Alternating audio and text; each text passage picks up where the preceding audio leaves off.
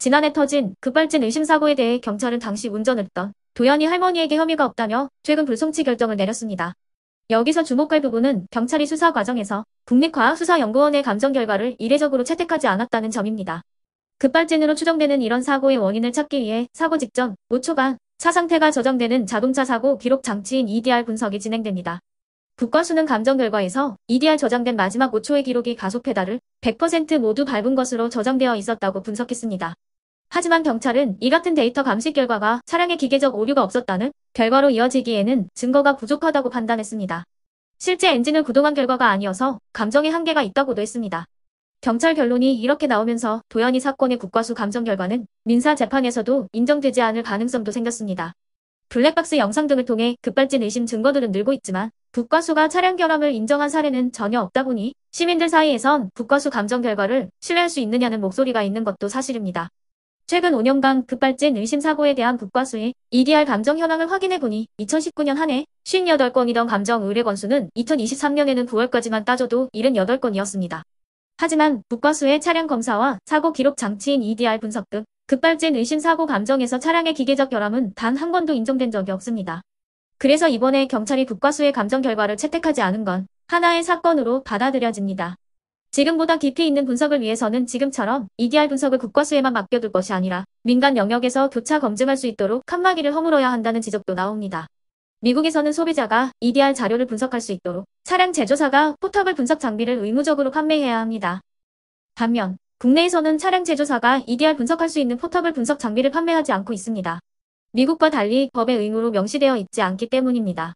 그렇다 보니 같은 현대기아차 차종이라도 미국에서 시민들이 차량 EDR 분석용 포터블 장비를 살 수 있지만 국내에서는 이런 분석 장비가 경찰과 국과수 등 일부 공공기관에만 한정적으로 공급됩니다. 사고 원인 규명을 위해 CCTV 등 50여 개의 법적 증거물을 10개월 넘게 직접 모은 유가족은 지금의 비합리적인 현실을 국회가 개선해달라고 호소하고 있습니다.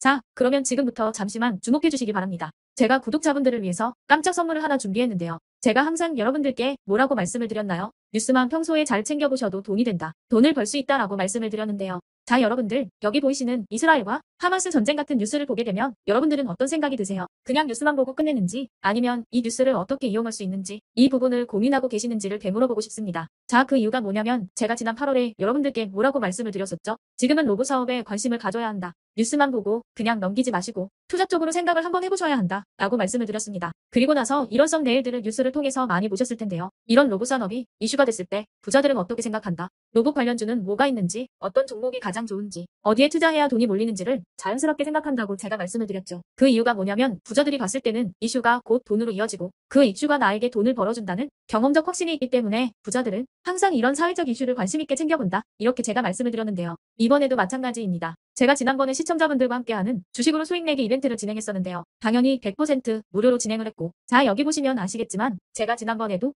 저한테 이슈라고 문자 남겨주신 모든 시청자분들께 이렇게 로봇 관련주 중에 가장 급등할 확률이 높은 딱 한 종목, 많은 종목도 아니라 뉴진로봇이라는 종목을 여러분들에게 추천드렸어요. 그러면서 여기 나와 있는 대로 정확히 얼마에 매수해야 하는지, 그리고 수익률이 어느 정도 나왔을 때 팔아야 하는지 이런 부분들까지 여러분들에게 정확히 알려드렸었는데 자, 지금 실제로 어떻게 되었다? 오른쪽을 보시면 아시겠지만 제가 8월 초에 문자로 이 뉴진로봇을 소개해드리고 나서 실제로 한 달도 지나지 않아서 이렇게 주가가 2배 이상 급등이 나왔다. 그래서 당시에도 굉장히 많은 분들이 제가 드린 이 종목으로 수익을 내실 수가 있었을 텐데요. 다시 한번 축하드린다고 말씀을 드리겠고 자, 이번에도 마찬가지입니다. 최근에 이슈되고 있는 게 이 하마스와 이스라엘 전쟁이기 때문에 우리가 어떻게 생각해 볼 수 있다. 전쟁이 계속되던 전쟁이 끝나던 일단 피해 상황이 막심하다는 겁니다. 따라서 전쟁으로 진행된 피해를 복구해야만 하겠죠. 때문에 이스라엘 재건이 반드시 이루어질 수밖에 없고 우리나라 기업 중 이스라엘과 관련이 있는 그리고 폐허가 된 도시를 복구할 능력이 되는 한 곳이 크게 부각받을 수밖에 없다. 당연히 이쪽으로 우리가 생각해야 한다는 겁니다. 2022년 러시아 우크라이나 전쟁 터졌을 당시에도 몇 개월 뒤 우크라이나 재건 관련주들이 일제히 급등했었던 적이 있었죠. 이번 이스라엘도 비슷하게 흘러갑니다. 자, 그렇기 때문에 제가 이번에도 뭘 보내드리냐면요. 지난번과 똑같이 이슈라고 저에게 문자를 보내주시면 제가 이스라엘 재건 관련주 중에 앞으로 대장주 역할을 하면서 주가가 가장 크게 급등할 한 종목을 구독자분들에게 문자로 종목명과 사고 파는 시점을 모두 알려드릴 거예요.